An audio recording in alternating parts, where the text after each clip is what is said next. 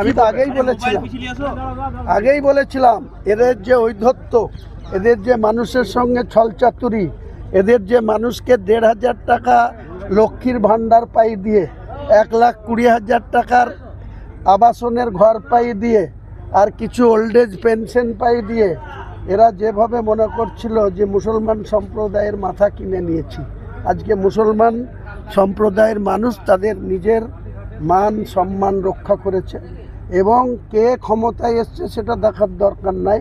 একটা স্বচ্ছ ভাবমূর্তির সরকার গঠন হোক বাংলায়, আর এরা যদি আবার ওই রাস্তায় হাঁটে আবার এদেরকেও ছুঁড়ে ফেলবে বাংলার মানুষ, বাংলার মুসলমানরাই এদের বিরুদ্ধে একটা হয়ে তখন আবার এদের বিরুদ্ধে লেগে যাব। কে বিজেপির দালাল? আজকে বললাম তো এদের দলের এত বড় বড় কথা বলছিল, কালকে না দুদিন আগেও বলছিল 225টা পাবো এবং 500, 1000, 2000 ভোটে জিতলে রিকাউন্ট করে আবার কেউ যেন না ছাড়ে। এখানে তো মাত্র 41,000 ভোট পেয়েছে, বিজেপি পেয়েছে 64,000, আমি পেয়েছি 1,30,800 কত। তার মানে বুঝুন যে এরা আজকে এদের সভাপতি সেনাপতি সে ধুকধুক করছিল, এই চেয়ারম্যানও ও বিজেপির সাথে ভোট কিনে কোনো রকম উতরালো হরিয়ারপাড়া, নাহলে হরিয়ারপাড়ার সিটও আমাদের বিজয় জিত। পয়সার জোরে মুসলিমরা ভোট দেয়নি তৃণমূলকে। মুসলিমরা এরপরে তৃণমূলের নাম নেবে না, নাম নিশানা কেউ নেবে না তৃণমূলের। এই মুহূর্তে বলছি না, আমি আমার রেজিনগর বিধানসভার 14টা অঞ্চলের 14টা অঞ্চলের 2000 করে 28,000 লোককে ডাকবো, সকাল থেকে সারাদিন খাওয়া দাওয়া করবো, গল্প গুজর করবো, তাদের অনুমতি নিয়ে তারপরে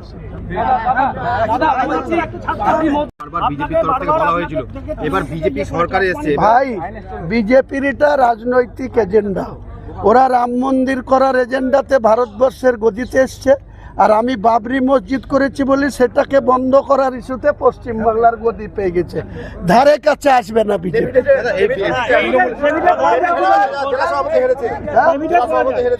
এবার লাত খাবে অভিষেকের লাত খাবে।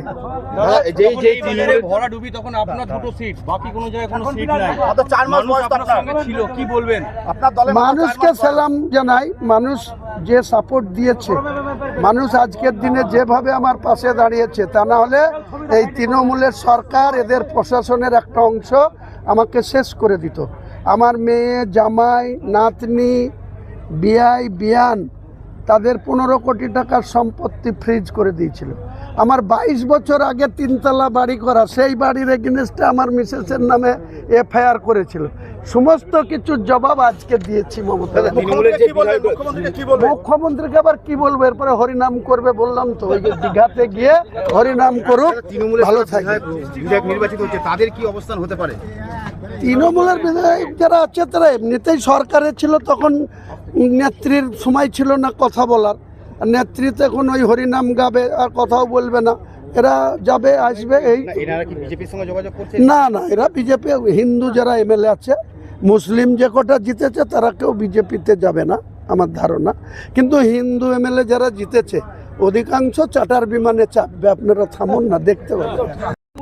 তার বদলা আজকে নিয়েছি, মুখ্যমন্ত্রীর এই ক্ষমতার গর্ভ, পুলিশ দিয়ে রাজ্য শাসন চালানো, নিজে পুলিশ মন্ত্রী হয়ে অভিষেক বন্দ্যোপাধ্যায়কে একটা এসপি পোস্টিং দিতে গেলে 2 কোটি টাকা দিতে হয়, একটা আইসি পোস্টিং নিতে গেলে 70 লাখ টাকা দিতে হয়, আর তার বোঝা সাধারণ মানুষের উপরে পড়ে। এক গাড়ি বালি নিতে গেলে, এক গাড়ি পাথর কিনতে গেলে যোগ্য জবাব পেয়েছে, মানুষ দিয়েছে।